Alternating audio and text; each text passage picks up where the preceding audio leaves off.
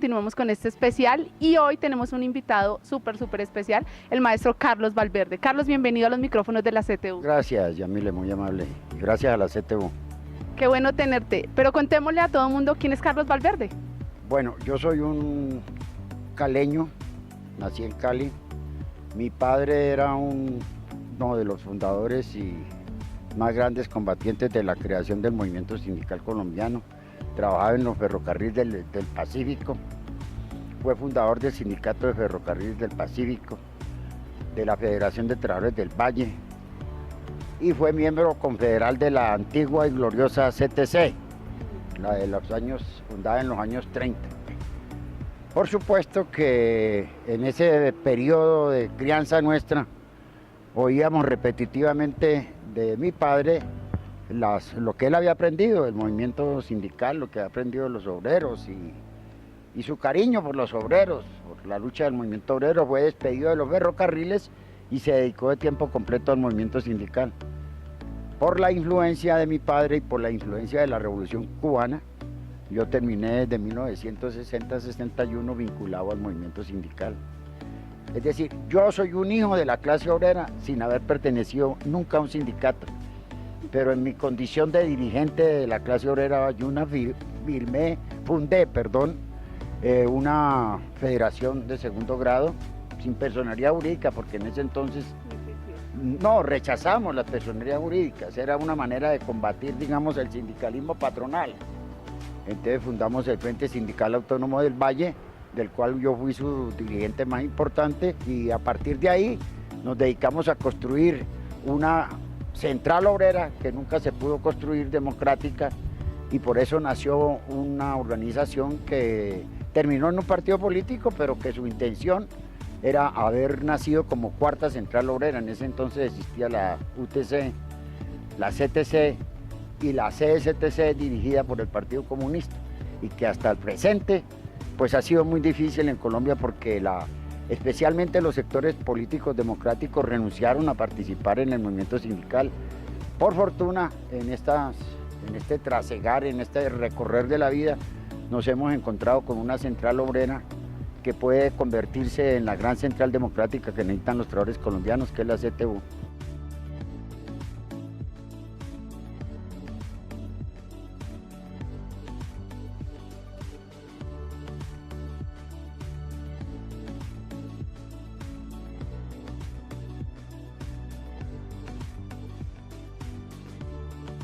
Carlos, en esa historia del movimiento sindical colombiano que nos has contado, ¿cuáles podrías tú señalarlo las principales diferencias entre ese movimiento sindical de los años 60, que has participado en la construcción, y el movimiento sindical que hoy vives, pero de otra manera?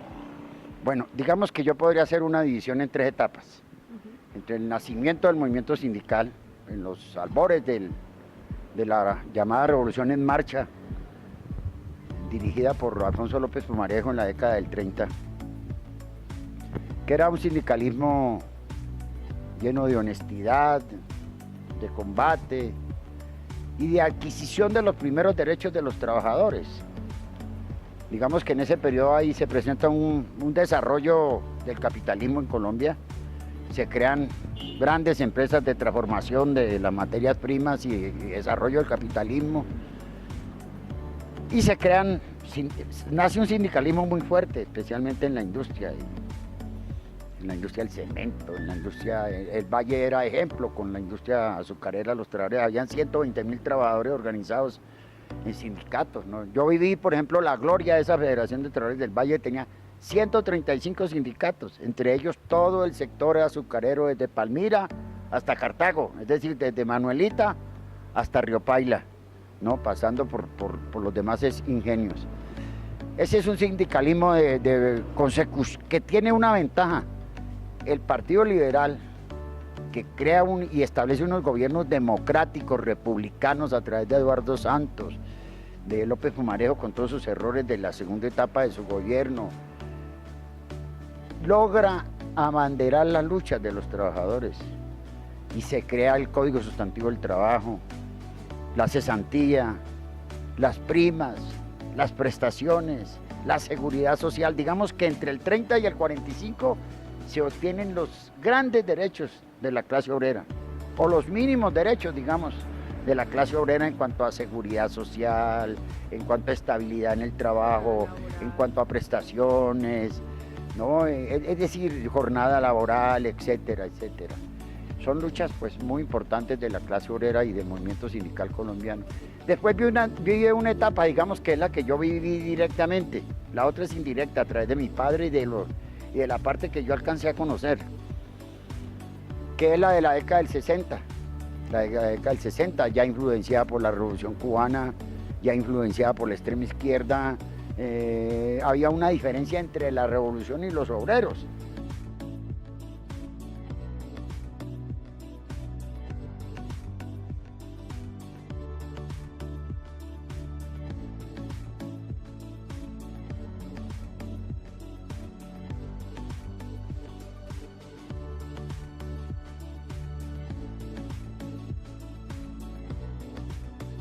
Carlos, contémosle a la gente de CTU y a toda la audiencia que nos sigue, ¿por qué es importante el sindicalismo confederado? ¿Cuáles son las conquistas de ese movimiento sindical que has visto tú?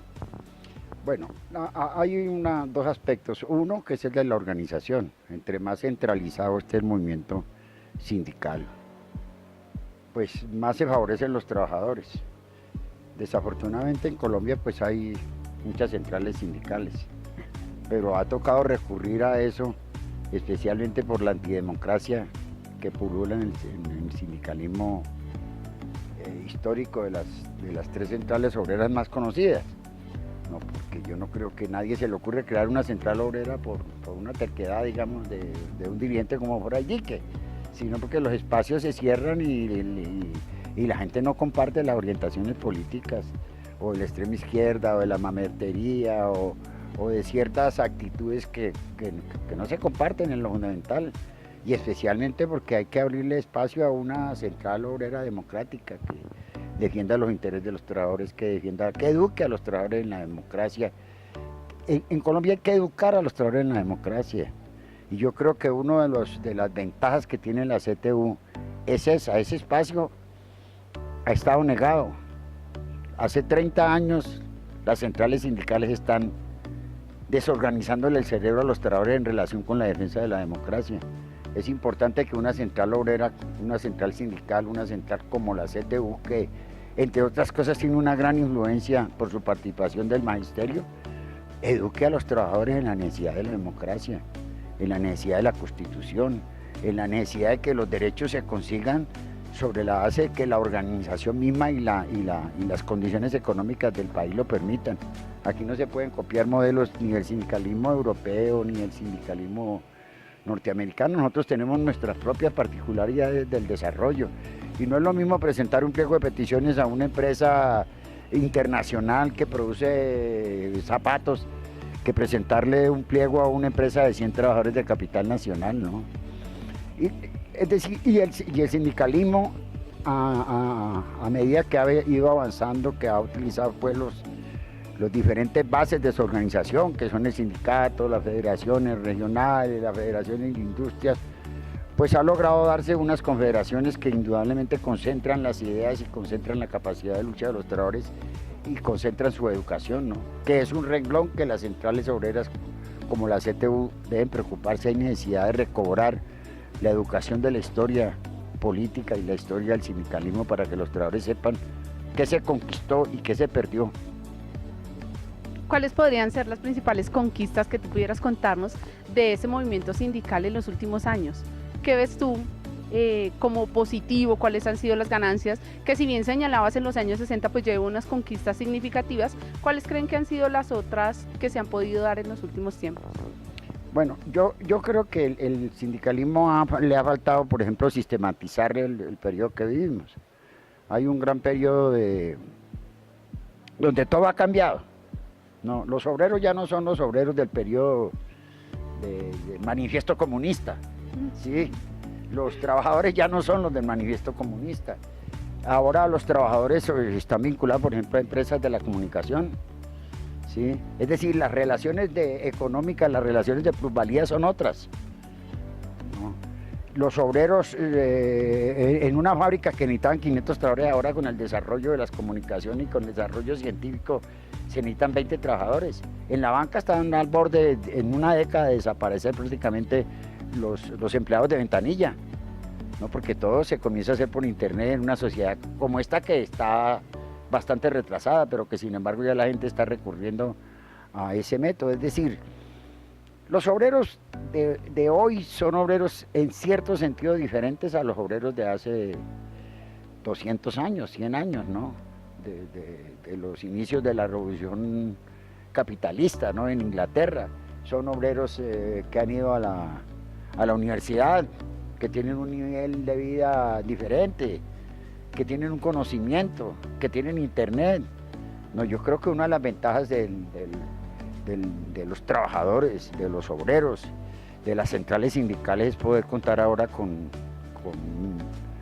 el avance de la ciencia, ¿no? Poder contar con el internet. Yo creo que una de las cosas que yo más le agradezco a la vida es haber podido vivir hasta este periodo en que existe el internet y que usted con un celular puede resolver todos los problemas que quiera, desde comprar un carro hasta irse para el hospital, ¿no?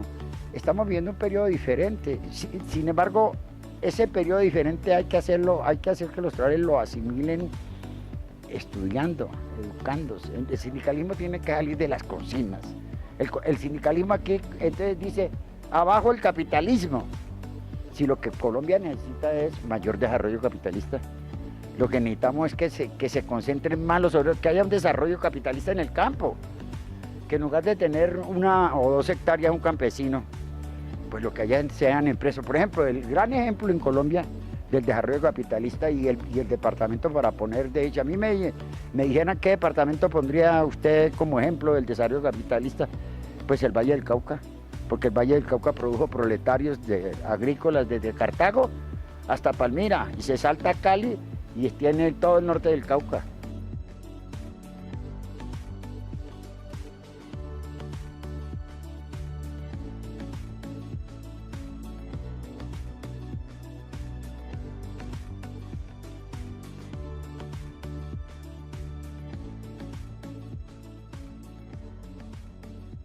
Carlos, para finalizar este espacio, una pregunta más. ¿Crees que vale la pena seguir reivindicando, seguir marchando el 1 de mayo? Sí, claro. El 1 de mayo es un día icónico de los trabajadores a nivel mundial, ¿no? Tiene un gran significado político, digamos que es la primera gran batalla política de los trabajadores del mundo, porque fue lo que se conoce la lucha por las 8 horas de trabajo, las 8 horas de descanso y las 8 horas de estudio, de un gran significado, ¿no?